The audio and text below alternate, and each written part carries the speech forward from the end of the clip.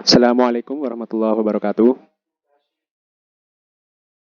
Perkenalkan, nama saya Wildan Rois Akbar, nomor NIM 1907016101, akan mempresentasikan tentang pendidikan dan layanan yang tepat untuk anak disleksia.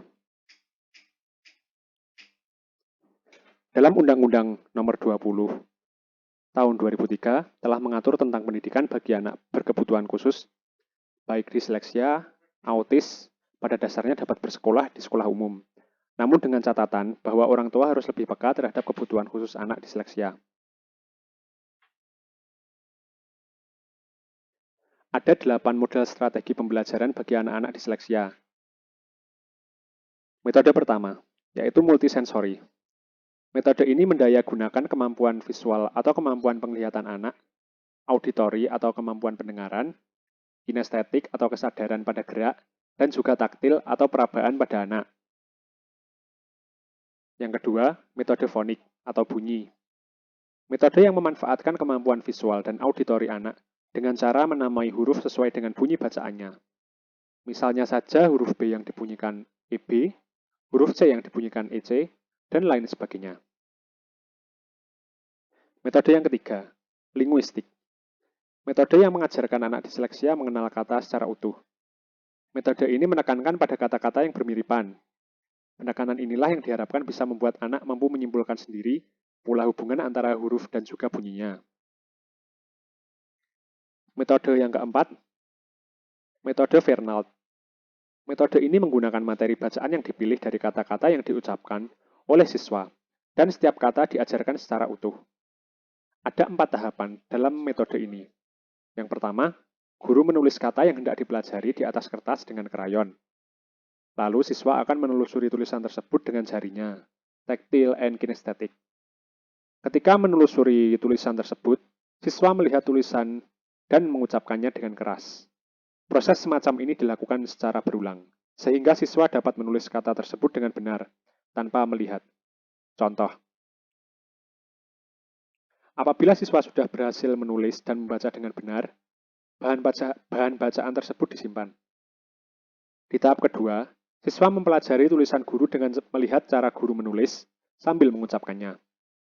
Pada tahapan ketiga, siswa mulai mempelajari kata-kata baru dengan melihat tulisan pada papan tulis atau tulisan cetak, lalu dilanjutkan dengan mengucapkan kata tersebut sebelum menuliskannya.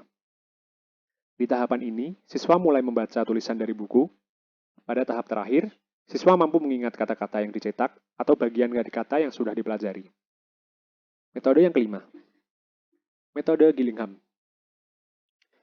Metode ini memerlukan 5 jam pelajaran selama kurun waktu 2 tahun. Aktivitas pertama diarahkan pada belajar berbagai bunyi huruf serta perpaduan huruf-huruf tersebut. Siswa akan menjiplak untuk mempelajari berbagai huruf, dan dari bunyi-bunyi tunggal huruf, selanjutnya dikombinasikan ke dalam kelompok-kelompok yang lebih besar, kemudian program fonik diselesaikan. Metode yang keenam, analisis class. Melalui metode ini, siswa dibimbing untuk mengenal kelompok-kelompok huruf sambil melihat kata secara keseluruhan. Metode ini menekankan pada latihan auditorik dan visual yang terpusat pada kata yang sedang dipelajari. Guru dapat menyiapkan materi yang diperlukan untuk belajar mengenal kelompok-kelompok huruf pada kartu berukuran 3x15 cm. Di setiap kartu, guru menuliskan secara baik kata-kata terpilih yang telah menjadi perbendaharaan kata siswa. Kelompok kata didefinisikan sebagai 2 atau lebih huruf yang merupakan satu kata utuh, menggambarkan suatu bunyi yang relatif tetap. Dalam bahasa Indonesia, kelompok huruf yang merupakan satu kata yang hanya terdiri dari satu suku kata sangat jarang. Misalnya tak, yang sebenarnya merupakan kependekan dari tidak.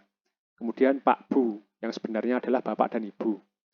Dengan demikian, penerapan metode analisis class dalam bahasa Indonesia akan berbentuk suku kata. Misalnya kata Bapak terdiri dari 2 kelompok huruf, Ba dan Pak. Metode ini bisa mengurangi waktu untuk menyelesaikan bacaan dengan cara meningkatkan perhatian terhadap bacaan. Metode yang ketujuh, metode Hege-Kirk. Metode ini dikembangkan oleh 3 orang, yaitu Hege, Kirk, dan juga Kirk. Pada tahun 1972. diutamakan untuk meneliti kemampuan auditori siswa dengan memadukan bunyi huruf, menuliskan perpaduan bunyi huruf menjadi kata, lalu menyebutkan kata tersebut. Selanjutnya menunjukkan kata pada siswa dan memintanya menyebutkan bunyi huruf yang ada dalam kata tersebut. Selanjutnya siswa diminta untuk menuliskan kata tersebut di atas kertas. Nah, metode yang terakhir, neurological impress. Metode ini dilakukan dengan langkah-langkah sebagai berikut. Yang pertama, guru dan siswa yang kesulitan membaca duduk berhadapan sambil membaca. Lalu, suara guru dibisikkan ke telinga siswa. Selanjutnya, guru dan siswa menunjuk pada kalimat yang dibaca oleh guru. Lalu, yang terakhir, dalam kondisi tertentu, guru membaca lebih cepat atau sebaliknya. Metode ini tidak mengharuskan guru untuk menyiapkan bahan bacaan secara khusus, juga tidak harus menekankan pada latihan pengucapan fonem, pengenalan kata, dan isi bacaan yang dibaca. Tujuannya adalah untuk membiasakan siswa membaca secara otomatis.